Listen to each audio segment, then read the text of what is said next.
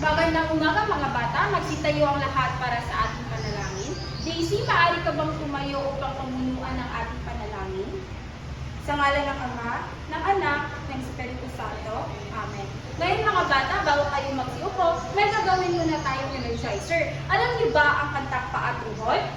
Magaling mga bata, sabay-sabay natin itong gagawin. 1, 2, 3. Paatuhod, balikat ulo, paatuhod, balikat ulo. Magaling mga bata.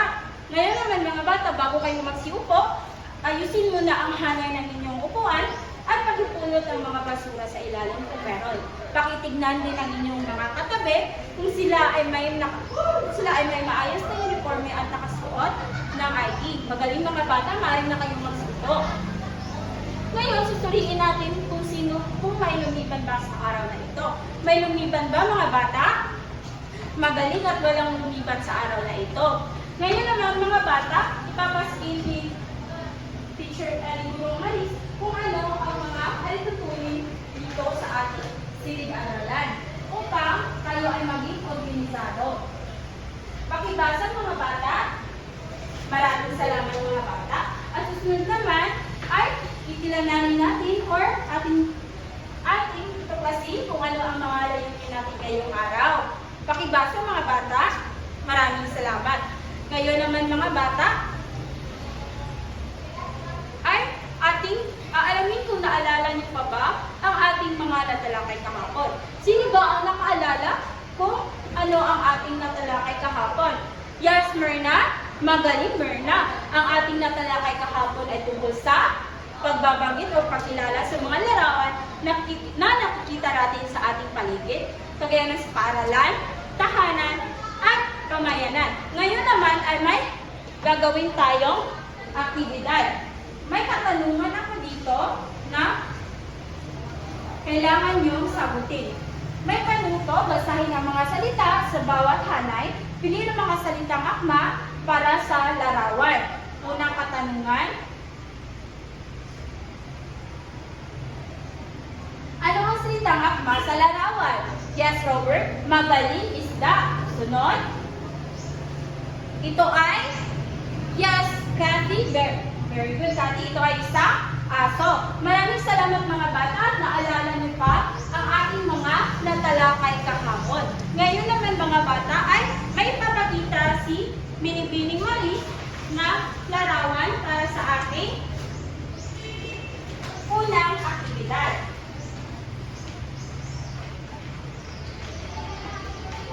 Ito ay mga larawan na makikita natin sa ating pamayanan, sa ating tahanan, paaralan, o tahanan. Sandali lamang po, ipapaskil ito.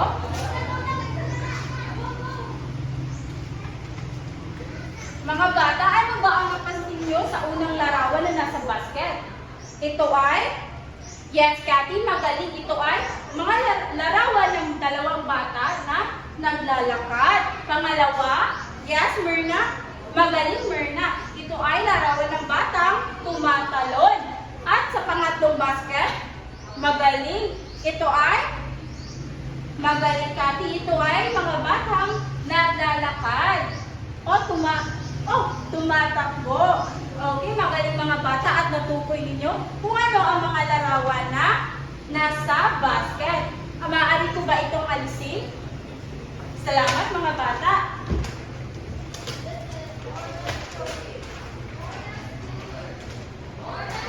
Ngayon naman mga bata ay aalamin natin kung ano ang ating tatalakayin ngayong araw. Ipapaskil lamang ni Gurong Maris kung ano ang ating tatalakayin ngayong araw.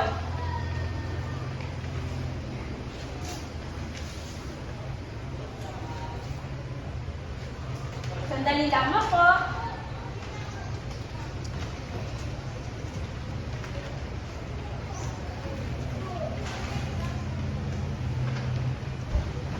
Okay mga bata, ang tatalakayin natin ngayon ay tungkol sa paggamit ng mga salitang kilos sa pag-uusap tungkol sa iba't ibang gawain sa tahanan, paaralan, at pamayanan. Bago tayo tutungo sa ating formal na diskusyon, sa inyong tahanan o sa pag-gising nyo sa umaga? Ano ba ang mga ginagawa nyo? Kayo ay, yes, Myrna? Magaling, Myrna, inaayos niya ang kanyang higaan. Sino pa dito ang may ginagawa pag nagising? Robert? What? Magaling, Robert. Napakamabuti mo namang bata. Si Robert ay tumutulong sa pagwawalis. Ngayon mga bata, gusto niyo bang makinig ng isang kwento or magbasa? Magaling mga bata. Dahil ngayon tayo ay magbabasa ng isang kwento. At ang kwentong ito ay tungkol sa pamilyang nagtutulungan. Ipapaskil ko lamang ito ng maayos mga bata.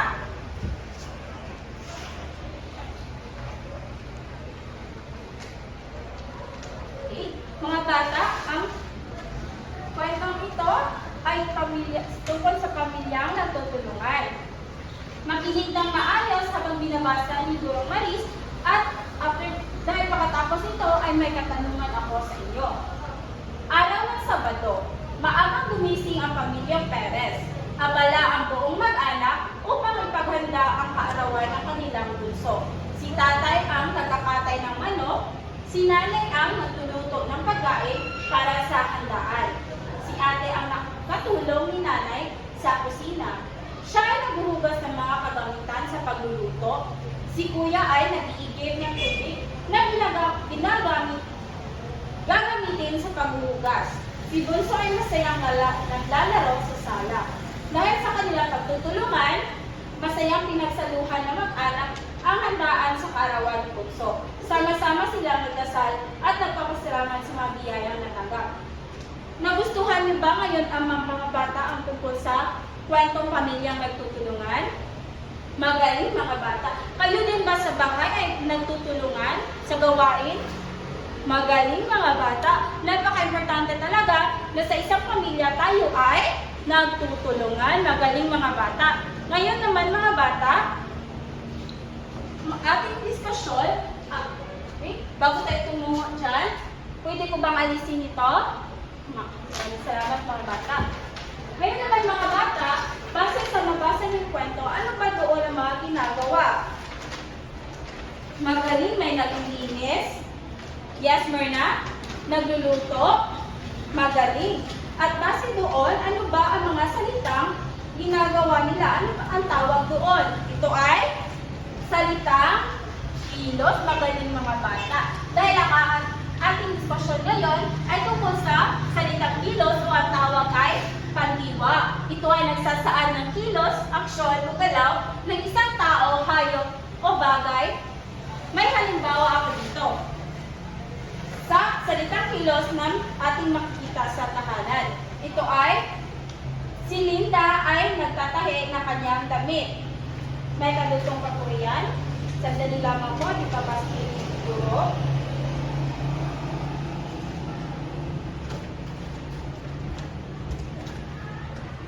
Salitang paaralan. Halimbawa, si Daisy ay nagbabasa ng libro sa library. Salitang kilos, pamayanan. Halimbawa, si Ate Maria ay naglilinis sa loob ng simbahan. Ngayon mga bata, may katanungan ba kayo tungkol sa ating bagong diskusyon tungkol sa pandiwa o salitang kilos na makikita sa ating tahanan, paaralan at pamayanan? Wala. Ngayon mga bata, maaari ba kayong magbigay ng halimbawa sa salitang kilos? Yes, Robert? Naglalakad, magaling. Yes, may karugtong ba? Yes, Myrna, magaling, nagluluto. Okay mga bata, magaling at naintindihan ninyo ang ating diskusyon. Maaari ko ba itong tanggalin? Maraming salamat mga bata. Ngayon naman mga bata ay may aktibidad tayong gagawin. Ang gagawin niyo lamang ay tukuyin ang mga nasa larawan. Or basahin niyo ang isang pangungusap at tignan ang larawan kung ano ang kanilang ginagawa. Sandali lamang po, ipapaskip po ito. Ngayon naman mga bata ay may gagawin tayo. Sa unang aktibidad, isulat ang salitang kilos na naaayon sa larawan. Bibigyan ko lamang kayo ng 5 minuto para sagutan ito. Tapos na ba mga bata? Magaling mga bata. Ngayon naman mga bata ay may katanungan ako sa inyo. Ano ba ang tawag sa kilos o galaw na pinapakita na makikita natin sa ating tahanan, paaralan at pamayanan? Ito ay pandiwa. Magaling Robert. Ito ay salitang kilos o pinapakita na galaw ng isang tao, hayop o bagay. Ang tawag dito ay pandiwa. Magaling Robert. Paano natin matutukoy na ang isang salita ay nagsasaad ng pandiwa? Kung ito ay matatawag natin itong isang salitang kilos or pandiwa kung ito ay nagsasaad ng galaw o kilos. Kaya naman, saan natin ito ginagamit? Sa ating, yes Myrna, magagamit natin ito o makikita natin ito sa tahanan, paaralan at pamayanan. Magaling mga bata at naintindihan ninyo ang ating diskusyon. Maaari ko ba na ba itong tanggalin? Salamat mga bata. Ngayon naman mga bata, may gagawin naman tayong aktibidad.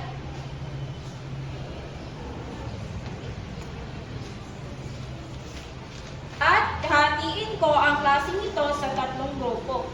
Ito ang unang grupo, pangatlong grupo, at pangalawang grupo at pangatlong grupo.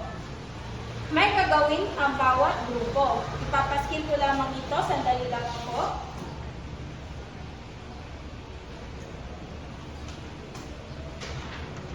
Sa unang grupo, or unang pangkat, ang gagawin nyo ay, sandali lang ako, panuto, buuhin ang larawan at gawan ng pangungusap ukol sa kung ano ang pinapakitang kilos o galaw sa larawan. Ito po ang inyong larawan na inyong sasagutan sa unang grupo. At sa dalawang pangkat naman, sandali lamang po,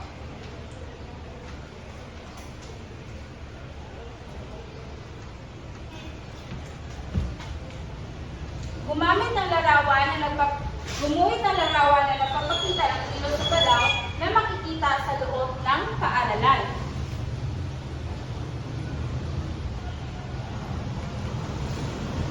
At sa pangatlong grupo naman, base sa larawan na pinapakita, ito ay isa sa dula.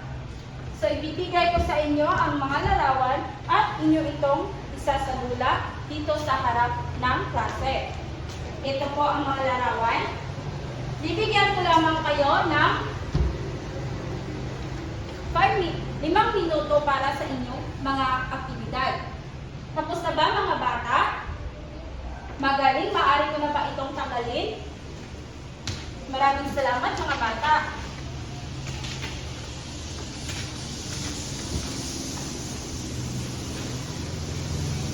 Ngayon mga bata, ano ba ang mga naintindihan nyo sa ating talakayin ngayong araw? Tungkol sa, yes Robert, pandiwa. Ano ba ang pandiwa? Yes Myrna, ito ay nagsasaad ng kilos o galaw. Saan ba natin ito ginagamit? Sa ating tahanan, paaralan, at pamayanan. Magaling mga bata.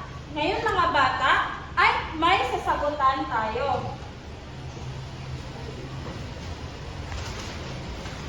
Ngayon naman mga bata ay may sasagutan tayo.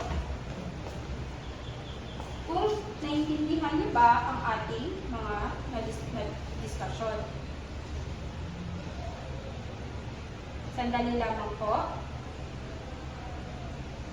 Kumuha ng isang buong papel at sagutan.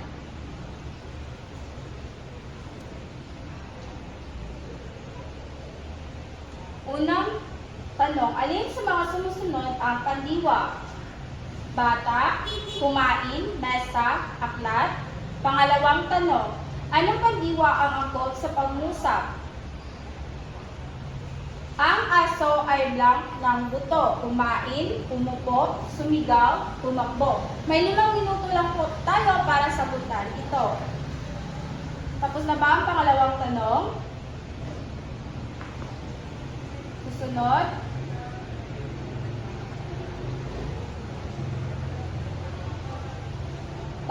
Tatlong tanong. Alin sa mga sumusunod ang nagpapakita ng kilos? Malaki, tumayo, maganda, maliit. Ikalimang tanong, anong pandiwa ang gumagamit sa pangusap? Na naglalakad ang pusa, naglalaro, naglalakad, nagbabasa, kumakain. Tapos na ba kayo mga bata? Magaling. Ipasa niyo ang lahat ng papel at atin itong ngayon naman mga bata, dahil natapos niyo ng sagutan lahat, ay may takdang aralin kayo. Takdang aralin, ito ay ang gawan mo. Paano to? Gumawa ng 5 pangusap na nagsasaad ng kilos, galaw na ginagawa sa ating paaralan, pamayanan at tahanan. Mga bata, may katanungan ba kayo tungkol sa ating takdang aralin? Magaling mga bata.